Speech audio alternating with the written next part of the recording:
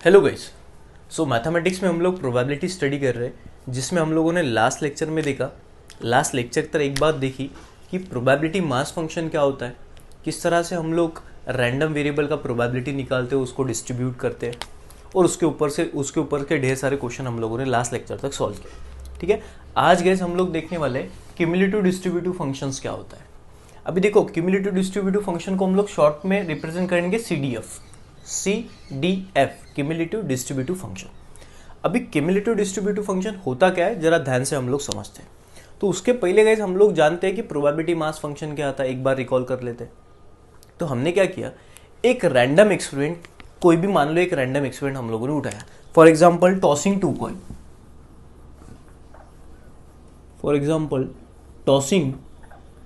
To coin simultaneously, ये मान लो कोई एक रैंडम एक्सपेरिमेंट है। अभी जब आप दो कॉइन साइमल्टेनियसली टॉस करते हो तो उसका सैंपल स्पेस क्या आ जाता है गाइस?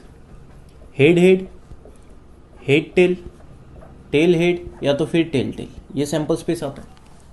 अभी मान लो इस वाले सैंपल स्पेस के ऊपर, इस वाले रैंडम एक्सपेरिमेंट के ऊपर किसी ने एक क्वेश्चन पूछा कि नंबर ऑफ हेड बताओ, तो उसको हम लोग रैंडम वेरिएबल बोलते थे, नंबर ऑफ हेड। ये मान लो किसी ने तो भी एक क्वेश्चन पूछ लिया। अब इस क्वेश्चन का जो हमें आंसर देना है तो हमें कुछ ना कुछ वैल्यू मिलेंगी। मान लो आपकी एक्स की वैल्यू कौन सी आ सकती है। तो अगर आपका ये पॉसिबिलिटी होता है तो एक्स की वैल्यू हो जाएंगी 2, अगर आपका ये पॉसिबिलिटी होता है तो एक्स की वैल्यू हो जाएंगी 1, और अगर आपका ये पॉसिबिलिटी होता है तो एक्स का वैल्यू मिल जाएगा 0। मतलब सारे पॉसिबल वैल्यू कौन से 0, 1, 2, ये ऑल पॉसिबल वैल्यू है एक्स के। अभी आप लोग क्या करते थे गाइस, लास्ट लेक्चर में x की वैल्यू 0 होने का प्रोबेबिलिटी निकालते थे। x की वैल्यू 1 होने का क्या प्रोबेबिलिटी है कि आपका जो सवाल है उसका आंसर 1 आए, इसकी संभावना निकालते थे आप। आपका जो क्वेश्चन है उसका आंसर 2 आए, इसकी संभावना निकालते थे, इसकी प्रोबेबिलिटी निकालते थे। तो किसी भी रैंडम वेरिएबल का प्रोबेबिलिटी निकालना मतलब प्रोबेबिलिटी मास फंक्शन होता था। बट आज क्यूमुलेटिव डिस्ट्रीब्यूटिव फंक्शन में हम लोग थोड़ा चेंज करने वाले हैं। वो चेंज देखिए क्या है। अगर मैंने बोला guys probability of x is equal to 1, अगर मैं ये चीज बोलता हूं तो इसको मैं मैथमेटिकली डिनोट कैसे करता हूं? x is equal to 1, p stands for probability x is equal to 1, जो कुछ भी हमारा आंसर आएगा। अगर मैं ये बोलता हूं probability of x is equal to 2, तो इसको हम लोग किस तरह से डिनोट करेंगे? x is equal to 2। तो गाइस मैं वर्ड यूज कर रहा हूं इक्वल। बट गाइस मान लो किसी ने आपको यह सवाल पूछ लिया कि x की वैल्यू 0 आए, इसका प्रोबेबिलिटी क्या? x की वैल्यू 1 आए, इसका प्रोबेबिलिटी क्या? x की वैल्यू 2 आए, इसका प्रोबेबिलिटी क्या? तो उसको प्रोबेबिलिटी मास फंक्शन बोल दिया। बट x का वैल्यू 1 तक आए, इसका प्रोबेबिलिटी क्या? देखो फर्क है दोनों में। x का वैल्यू 1 आए या तो x का वैल्यू 1 तक आए, इसका प्रोबेबिलिटी क्या? दोनों में फर्क है। जब मुझे यह पूछा जाता है कि x का वैल्यू 1 का प्रोबेबिलिटी क्या, तो मुझे x का वैल्यू 1 ही कंसीडर करना पड़ता है। बट जब मैं ये बोलता हूं कि x का वैल्यू 1 तक आने का प्रोबेबिलिटी क्या, इसका मतलब x का वैल्यू 0 भी हो सकता है और x का वैल्यू 1 भी हो सकता है। हमें दोनों कंसीडर करना पड़ेगा। बात समझ में आ रही? मतलब इसको हम लोग मैथमेटिकली कैसे लिखेंगे? Probability of x which is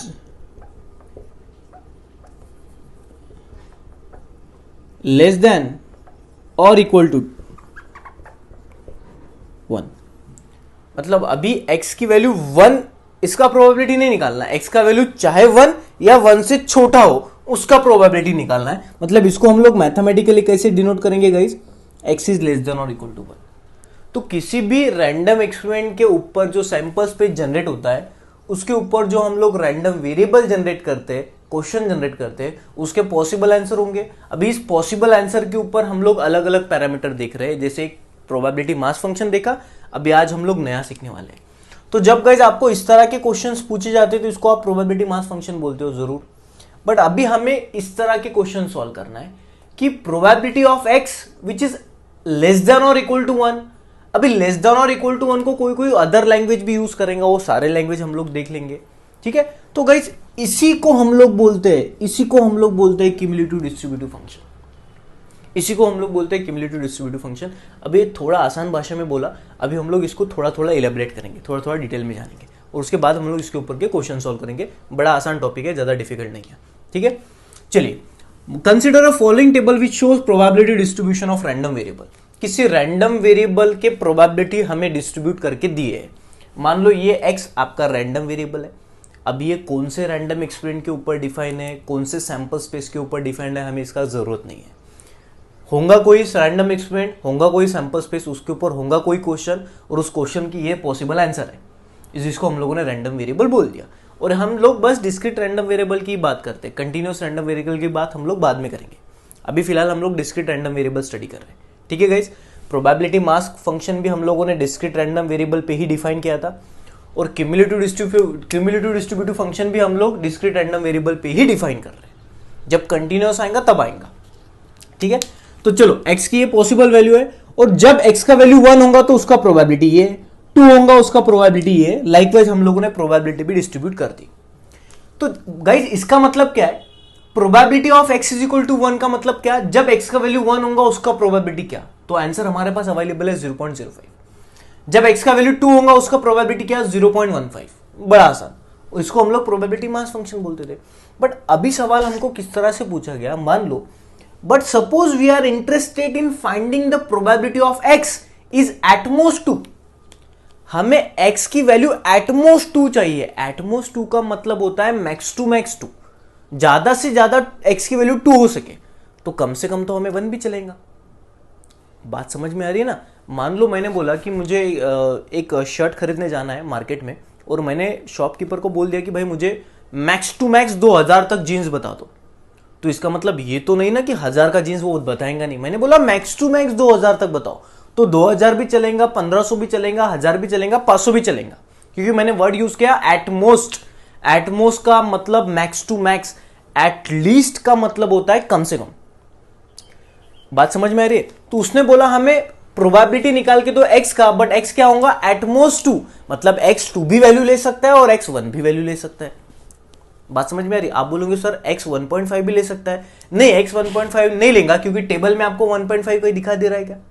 चलो उसके बारे में हम लोग थोड़ी देर बाद बात करते हैं। तो एटमोस्ट का मतलब समझा। इसी को हम लोग अदर लैंग्वेज में क्या बोल सकते हैं। अगर मैंने बोला कि एटमोस्ट 2 का प्रोबेबिलिटी हमें निकालना है, x की वैल्यू एटमोस्ट 2 हो, इसको हम लोग अदर लैंग्वेज में बोलेंगे कि भाई लेस देन और इक्वल टू 2, या तो 2 या तो 2 से छोटा। सो और in other word probability of x जो कि विच इज लेस देन और इक्वल टू 2, इसको हम लोग मैथमेटिकली इस तरह से डिनोट करेंगे। तो गाइस इस तरह की प्रोबेबिलिटी जब आप निकालते हो किसी भी रैंडम वेरिएबल की, इस तरह की प्रोबेबिलिटी जब आप निकालते हो, तो उसी प्रोबेबिलिटी को गाइस हम लोग बोलते हैं क्यूमुलेटिव प्रोबेबिलिटी। क्या बोलते हैं, क्यूमुलेटिव प्रोबेबिलिटी। देखिए, so probability of the type, इस टाइप का अगर प्रोबेबिलिटी होगा, इस टाइप का प्रोबेबिलिटी होगा, तो उस प्रोबेबिलिटी को हम लोग बोलते हैं क्यूमुलेटिव प्रोबेबिलिटी। और इसी के बेस पे हम लोग क्यूमुलेटिव डिस्ट्रीब्यूटिव फंक्शन का डेफिनेशन तैयार करेंगे। क्लियर है भाई। चलिए फिर क्यूमुलेटिव डिस्ट्रीब्यूटिव फंक्शन का डेफिनेशन आ जाएगा। बड़ा सिंपल है, ज्यादा डिफिकल्ट नहीं, बड़ा सिंपल। अरे यार, x की वैल्यू सिंगल होती, उसको प्रोबेबिलिटी निकालते तो प्रोबेबिलिटी मास फंक्शन बोलते थे। अभी x का वैल्यू 2 तक 3 तक मतलब रेंज में निकालना है हमें, तो उसको क्यूमुलेटिव प्रोबेबिलिटी बोलेंगे। तो क्यूमुलेटिव डिस्ट्रीब्यूटिव फंक्शन का डेफिनेशन क्या आएगा कि let x be a discrete random variable of range. ये मान लो x कोई रैंडम वेरिएबल होगा जिसके वैल्यू होंगे x1 x2 x3 till xn, हमें पता नहीं इसलिए सिंबल यूज कर रहे हैं, और उनका जो प्रोबेबिलिटी होगा वो होगा ये, ठीक है, be their probability respectively. Okay, then the cumulative distributive function of x at some fix value is denoted by f of x। तब जाके गाइस अगर ये चीज होंगी, तब क्यूमुलेटिव डिस्ट्रीब्यूटिव फंक्शन जो होता है वो सबसे पहले डिनोट किससे करते हैं हम लोग, इस वाले चीज से, इस वाले चीज से हम लोग क्यूमुलेटिव डिस्ट्रीब्यूटिव फंक्शन डिनोट करते हैं। प्रोबेबिलिटी मास फंक्शन हम लोग इससे डिनोट करते थे, p of x is equal to x। ये था हमारा probability mass function. Cumulative distributive function हम लोग f ऑफ x से डिनोट करते हैं, and it is define as, denote तो इस तरह से करते हैं बट निकालते कैसे ये हम लोग जान लेते हैं। f of x is equal to p of x is less than equal to, अगर इस तरह से क्वेश्चन रहा तो इसको हम लोग सॉल्व कैसे करेंगे, चलिए हम लोग एग्जाम्पल लेके सॉल्व करते हैं। ठीक है, मान लो अभी ये सारी चीज मैं मिटा देता हूं।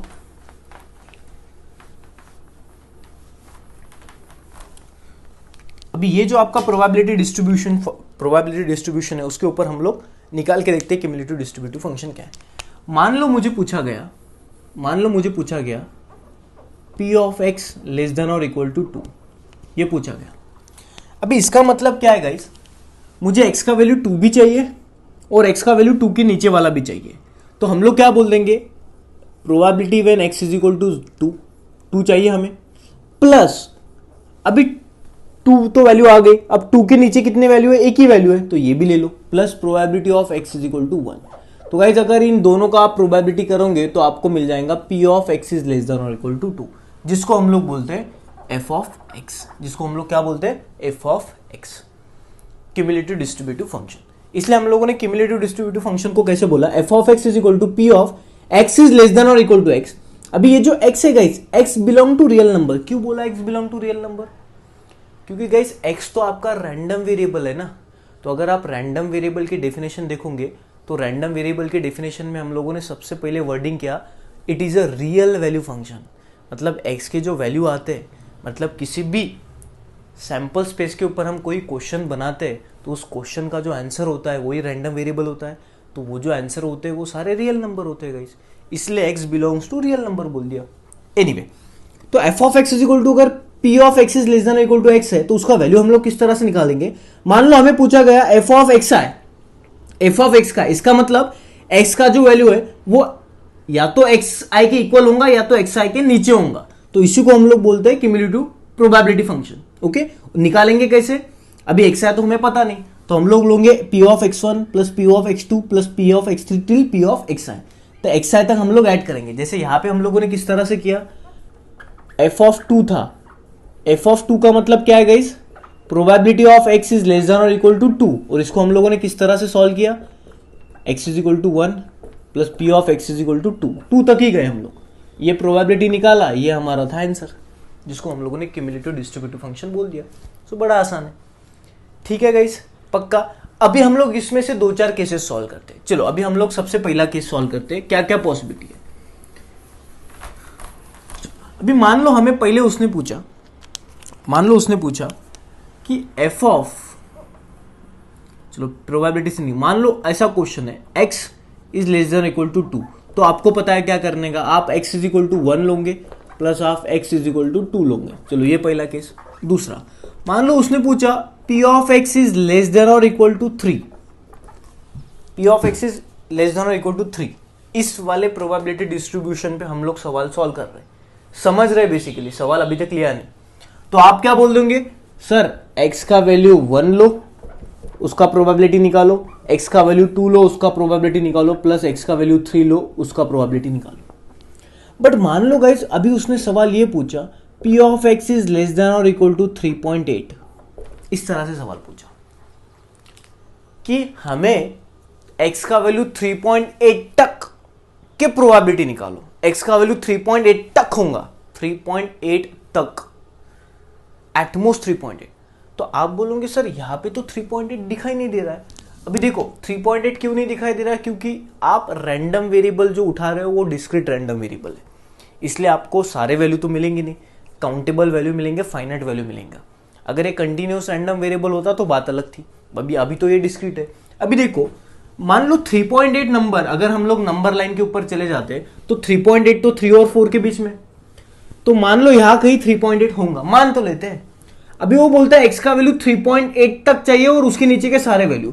अब मुझे बताओ 3.8 तो वैसा है नहीं, तो 3.8 तो हम लोग लेंगे नहीं, बट उसके नीचे का नंबर 3 तो अवेलेबल है, 2 तो है, 1 तो है। तो इस क्वेश्चन का आंसर किस तरह से हो जाएगा, p of x is equal to 1 plus p of x is equal to 2 plus p of x is equal to 3। बस 4 तो हम लोग लेंगे नहीं, क्योंकि 4 तो 3.8 से बड़ा है।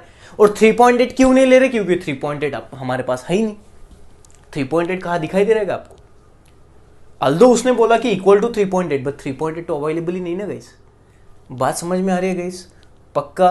तो देखो इस तरह से हम लोग क्यूमुलेटिव डिस्ट्रीब्यूटिव फंक्शन निकालते हैं। क्लियर? सो आई होप कि आपको समझ में आऊंगा। हम लोग एक सवाल उठाते हैं, उस सवाल को सॉल्व करते हैं, ताकि आपको और चीज़ें क्लियर हो जाएंगी।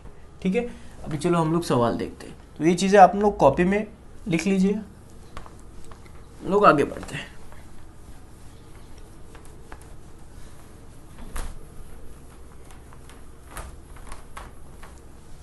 मान लो हमको सवाल दिया गया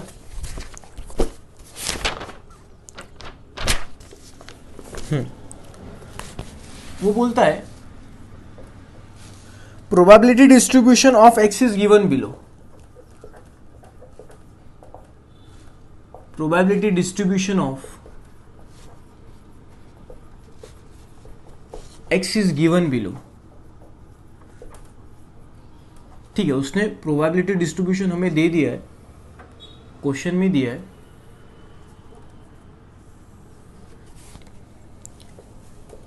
एक्स आई और पी आई, इस तरह से उसने सिंबॉलिकली रिप्रेजेंट किया. 1 2 3 4 5 ये वैल्यू है. हर एक का प्रोबेबिलिटी उसने दिया 0.1, 0.2, 0.3, 0.2 और 0.2. देखो इस तरह से उसने दिया. अभी वो सवाल क्या पूछता है, देखो फर्स्ट क्वेश्चन पूछता है फाइंड या ऑब्टेन. उसने बोल दिया obtain CDF of x, CDF of x. और दूसरा उसने सवाल पूछा कि draw the graph of CDF, draw the graph of CDF. इस तरह से उसने हमें बेसिकली वैल्यू पूछा. चलो दो ही क्वेश्चन उसने पूछे. पहला क्वेश्चन पूछा obtain the CDF of x, दूसरा पूछा draw the graph of CDF. अभी देखो इस तरह के सवाल हम लोग किस तरह से सॉल्व करते हैं. अभी सबसे पहले हमें CDF निकालना है. अभी आप बोलोगे सर किसका CDF निकालना है, तो उसने क्या पूछा obtain cumulative distributive function of x. इसका मतलब क्या गाइस, हमें क्या करना पड़ेगा, हमें निकालना पड़ेगा f ऑफ x1. देखो ये x1 है, x2 है, x3, x4, x5 मान लो, हम लोग ऐसा मान के चलते हैं. मतलब सबसे पहले हमें निकालना है x इज लेस देन और इक्वल टू 1. उसके बाद में हमें निकालना है x इज लेस देन और इक्वल टू 2. उसके बाद में निकालना है f इज लेस देन और इक्वल टू 3. यही तो डेफिनेशन है क्यूमुलेटिव डिस्ट्रीब्यूटिव फंक्शन की. उसके बाद में x इज लेस देन और इक्वल टू 4. उसके बाद में निकालना है f of x is less than और इक्वल टू 5. ये सारी चीज़ें निकालना है. तो अगर कोई किसी प्रोबेबिलिटी डिस्ट्रीब्यूशन के पे हमें ये सवाल पूछा जाता है ऑब्टेन CDF ऑफ x, तो x के इस तरह से ये सारे वैल्यू लेके हमें उनका क्यूमुलेटिव डिस्ट्रीब्यूटिव फंक्शन निकालना है, क्यूमुलेटिव प्रोबेबिलिटी निकालना है. चलो f of x is equal to 1 का निकालते हैं. तो इसका मतलब क्या हो जाएगा, p of x is basically, देखो x इज लेस देन और इक्वल टू 1 मतलब इसको हम लोग इस तरह से डिनोट करेंगे. x इज लेस देन और इक्वल टू 2 इसको हम लोग इस तरह से डिनोट करेंगे, इस तरह से. थोड़ी गलती हो गई मेरी. 5. अभी f ऑफ 1 इसका मतलब क्या है guys, probability of x is less than और equal to 1. Probability x is less than equal to 1. f of 2 का मतलब क्या, probability x is less than और इक्वल टू 2. f ऑफ 3 का मतलब probability x is less than और equal to 3. Probability x is less than और equal to 4. Probability x is less than और equal to 5. ठीक है, तो अभी चलो हम लोग निकालते हैं. अभी आ जाओ x की वैल्यू 1 या 1 से छोटी. अभी 1 से छोटी तो कोई वैल्यू है ही नहीं, तो हम लोग लिख देंगे p of x is equal to 1. तो बताओ कितना है value, 0.1. Next probability x is less than और इक्वल टू 2, तो हमें 2 भी चाहिए और 1 भी चाहिए, तो हम लोग बोल देंगे p of x is equal to 2 plus p of x is equal to 1. तो कर लो addition. p of x is equal to 2 है 0.2 प्लस 0.1 कितना हो जाएगा guys, 0.3. Next p of x is less than equal to 3, इसका मतलब p of x is equal to 1 plus p of x is equal to 2 plus p of x is equal to 3. आसान है ना, ये plus ये 3 या 3 से छोटा चाहिए, तो 0.1 प्लस 0.2 0.3, 0.3 प्लस 0.3 0.6, तो ये आ जाएगा 0.6. Next p of x is less than equal to 4, so p of x is equal to 1 plus p of x is equal to 2 plus p of x is equal to 3 plus p of x is equal to 4. कितना आ जाएगा, तो देखो यहां तक तो हमारा आ गया 0.6, 0.6 plus 0.2 0.8. ठीक है ना, सारे ऐड कर लो यहां तक. और लास्ट में guys p of x is less than equal to 5, so p of x is equal to 1 plus p of x is equal to 2 plus p of x is equal to 3 plus p of x is equal to 4 plus p of x is equal to 5. अभी एक चीज ध्यान में रखना guys, कभी भी किसी probability distributive function पे आप अगर CDF निकालते हो तो सबसे आखिरी वाला जो आंसर होगा, सबसे आखिरी वैल्यू जो होंगी आपकी, सबसे आखिरी वैल्यू जो होंगे आपकी एक्स की, उसका अगर आप क्यूमुलेटिव प्रोबेबिलिटी निकालते हो, इसका मतलब वो वैल्यू और उनसे छोटे वैल्यू सारे आपको कंसिडर करना है। तो मुझे बताओ गाइस, हम लोगों ने एक बात जानी थी कि given distribution probability mass function है या नहीं, ये कैसे जानते थे? अगर सारे प्रोबेबिलिटी का एडिशन अगर इक्वल टू 1 आता है तो ये given function probability mass function जरूर है। याद है आपको, हम लोगों को कोई डिस्ट्रीब्यूशन दिया जाता था और ये given distribution probability mass function है या नहीं, ये हमें चेक करने के लिए पूछते थे। तो हम लोग बड़े आसानी से कैसे चेक करते थे, इन सारों का एडिशन अगर 1 होता तो ये given distribution probability mass function है, नहीं तो फिर नहीं है। बात समझ में आ रही है? तो अभी मुझे बताओ, अगर सबसे लास्ट वैल्यू को आपको क्यूमुलेटिव प्रोबेबिलिटी निकालना है, तो इसका मतलब ये होगा, इसका मतलब x की वैल्यू 5 या 5 से छोटे सारे, तो इन सारे को अगर आप ऐड करोगे तो यार 1 ही आएगा ना। अगर आपका 1 नहीं आ रहा है, देखो आप ऐड करके, अगर आपका आंसर 1 नहीं आ रहा है तो फिर आप लोग गलत हो। तो इस तरह से आप लोग ये क्यूमुलेटिव प्रोबेबिलिटी निकाल लेना, और इसको हम लोग अभी डिस्ट्रीब्यूट कर देंगे। डिस्ट्रीब्यूट मतलब क्या करेंगे हम लोग, बस अभी यहीं पे कर देता हूं मैं, आपको एक टेबल बनाना है, उसी के नीचे मैं यहां कर देता हूं।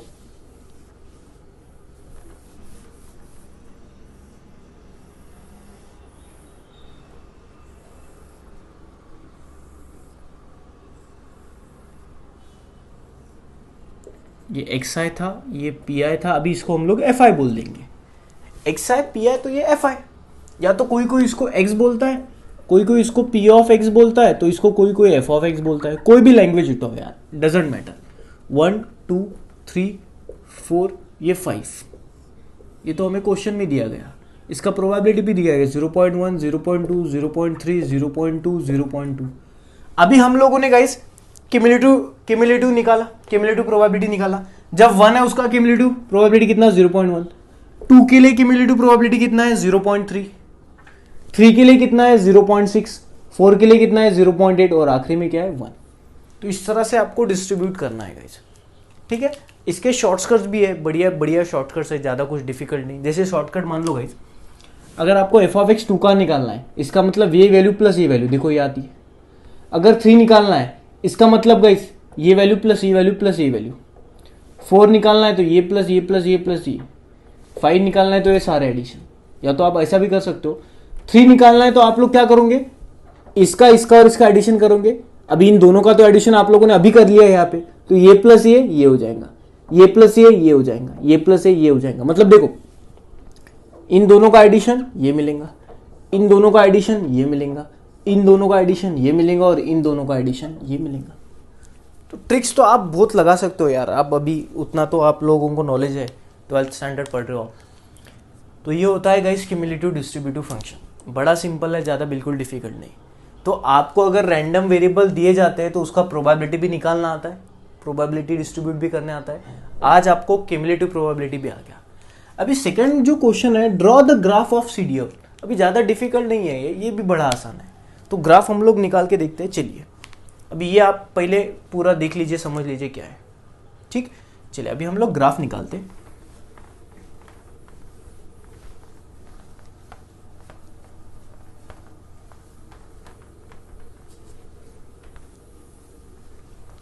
अभी हमको क्या करना है, जब भी हम लोग ग्राफ निकालते तो हमारे पास 2 एक्सिस होते हैं, एक एक्स एक्सिस और एक वाई एक्सिस, ठीक है ना। तो आपको क्या करना है, एक्स एक्सिस के ऊपर आपको लेना है एक्स की वैल्यू, रैंडम वेरिएबल की वैल्यू। तो एक्स एक्सिस के ऊपर हमें क्या लेना है, एक्स आई की वैल्यू, और वाई एक्सिस के ऊपर आपको लेना है उनके प्रोबेबिलिटी, मतलब पी आई की वैल्यू, ठीक है। अभी हमारे पास एक्स की कौन से वैल्यू है, 1 2 3 4 5। अकॉर्डिंगली हम लोग स्केल बना के वो वैल्यू रख देंगे, 1 2 3 4 5। देखो ग्राफ निकालना ज़्यादा डिफिकल्ट नहीं, उल्टा ग्राफ से आपको क्लैरिटी बहुत ज़्यादा आती है। आप जरा इसको इंटरेस्ट देके पढ़िए, ग्राफ से और क्लैरिटी आती है। ये जो हम लोगों ने बातें अभी स्टडी की, ये ग्राफ से वन व्यू में हम लोग जान सकते हैं कि अच्छा ये हुआ। चलो हाँ, प्रोबेबिलिटी हमारे पास, प्रोबेबिलिटी की किस तरह से वैल्यू है, 0.1 0.2 इस तरह से वैल्यू है। तो हम लोग लिख देंगे 0.1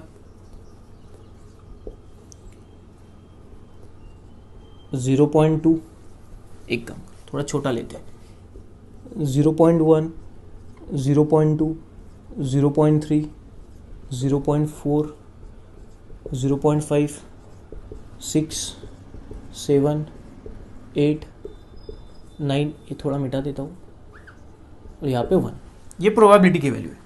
ओके, अभी हमको ग्राफ निकालना है, मतलब क्या करना है, ये जो क्यूमुलेटिव डिस्ट्रीब्यूटिव फंक्शन है ये ग्राफ के थ्रू हमें इंडिकेट करना है। मतलब क्या, देखो इसका मतलब क्या गाइस, एफ ऑफ 1 का मतलब क्या है, एफ ऑफ 1 का मतलब ये है गाइस, एक्स की वैल्यू 1 तक आने का प्रोबेबिलिटी बताओ, ये एफ ऑफ 1 का मतलब होता है। अभी मुझे बताओ एफ ऑफ 1 की वैल्यू कितनी है आपकी, 0.1। तो सबसे पहले जब आप एक्स का वैल्यू 1 होगा आपका, जब आपका एक्स का वैल्यू 1 होगा तो इसका वैल्यू कितना है, 0.1। अभी गाइस एफ ऑफ 2 का आंसर कितना है आपका, 0.1 प्लस 0.2, ये है मतलब 0.3 है। तो देखो एफ ऑफ 2 का मतलब क्या है, एफ ऑफ 2 का मतलब कि x की वैल्यू या तो 2 या तो 2 से कम होने का प्रोबेबिलिटी क्या है प्रोबेबिलिटी 0.3। तो देखो इसको हम लोग कैसे लिखते हैं, मुझे एक बात बताओ, एफ ऑफ 1 का प्रोबेबिलिटी कितना है, 0.1। अगर मैं आपको पूछता एफ ऑफ 1.1 तो आंसर क्या रहता आपका, तो आंसर क्या रहता सर, एफ ऑफ 1.1 का मतलब है P of x is less than और इक्वल टू 1.1, बराबर।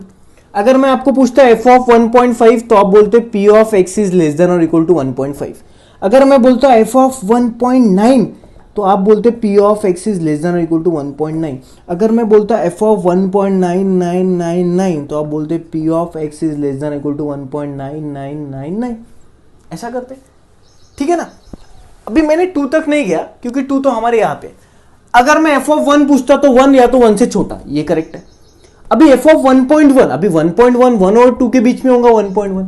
अभी 1.1 तो आपकी इसमें है ही नहीं, तो आप इसका प्रोबेबिलिटी किस तरह से निकालोगे, p of x is equal to 1, क्योंकि ऐसा तो आप करोगे नहीं ना, क्योंकि ऐसा करने से 1.1 है ही नहीं आपके पास, एक्स का वैल्यू ही नहीं है 1.1, तो उसका प्रोबेबिलिटी कहां से मिलेगा, तो आप तो ये करेंगे नहीं। तो इसका भी प्रोबेबिलिटी कितना आएगा, 0.1 ही आएगा। इसका प्रोबेबिलिटी कितना आएगा, 0.1 ही आएगा। इसका भी 0.1 ही आएगा और इसका भी 0.1 ही आएगा गाइस। मतलब 2 से पहले तक हमारा प्रोबेबिलिटी कितना मिल रहा है, 0.1 ही मिल रहा है। बट जब आप 2 पे पहुंच जाओगे तब आपको प्रोबेबिलिटी अलग मिलेगा, उसको हम लोग देखते हैं।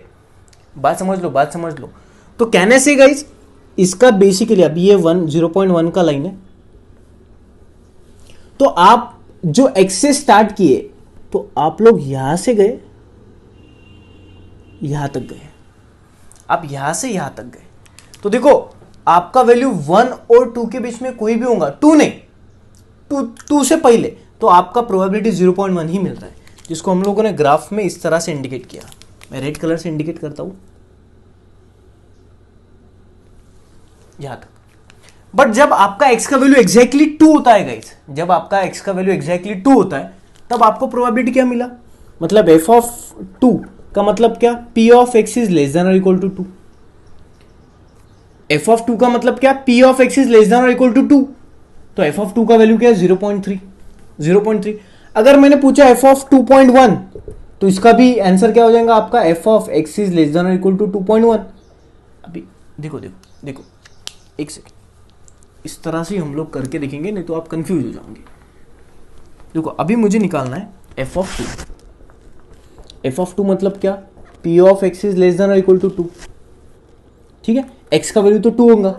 अगर मैंने गाइस x का वैल्यू 2.1 लिया, फिर भी आपको ये लिखोगे ना x is less than equal to 2.1, but x is less than equal to 2.1 का आंसर तो आप क्या लिखोगे, 2.1 तो है ही नहीं ना यार गाइस, तो आप लोग 2 ही और 1 ही दो ही कंसिडर करोगे ना, मतलब आप यही लिखोगे। अगर मैंने बोला f ऑफ 2.2 फिर भी आप यही लिखोगे, x is less than equal to 2.2। अगर मैंने ऐसा करते करते 2.999 लिखा, फिर भी आप probability x is less than equal to 2.999 नहीं लिखते हुए 2 ही लिखोगे। क्यों, क्योंकि 2.99 तो अवेलेबल ही नहीं ना यार। तो इन सारों का आपको आंसर तो एक ही मिल रहा है, 0.3 0.3 0.3 0.3। देखो ना 2 तक आप ऐड करो, इसका और इसका प्रोबेबिलिटी ऐड करोगे तो 0.3 मिलेगा। तो मुझे बताओ x का वैल्यू 2 से लेके 2.99 तक है, मतलब 3 के पहले। तो जब x का वैल्यू 2 से लेके 3 तक है, मतलब 2 से लेके 3 तक है, तब आपको प्रोबेबिलिटी मतलब क्यूमुलेटिव डिस्ट्रीब्यूटिव फंक्शन का आंसर क्या मिल रहा है, 0.3 0.3 0.3। सो यहां से मैं लूंगा लाइन एक, मैं यहां से जनरेट करूंगा 3 तक। तो ये क्या बोलता है गाइस कि आपका 2 से लेके 3 तक जो है वो आपका आंसर ये है। मतलब एफ ऑफ 2 का जो वैल्यू हो यहाँ से लेके यहाँ तक है। उसी तरह गाइस 3 से लेकर 4 तक, मतलब अगर मुझे पूछा गया 3, 3.1, 3.2 ऐसे 3.9, तो आपका आंसर ये होगा, आपका आंसर ये होगा। तो मुझे बताओ एफ ऑफ 3 का वैल्यू कितना है, 0.6। तो हम लोग 0.6 से एक मार्किंग बनाएंगे, 3 से 3 वाला ले लो और 0.6 हम लोग 4 तक ऐसा बनाएंगे।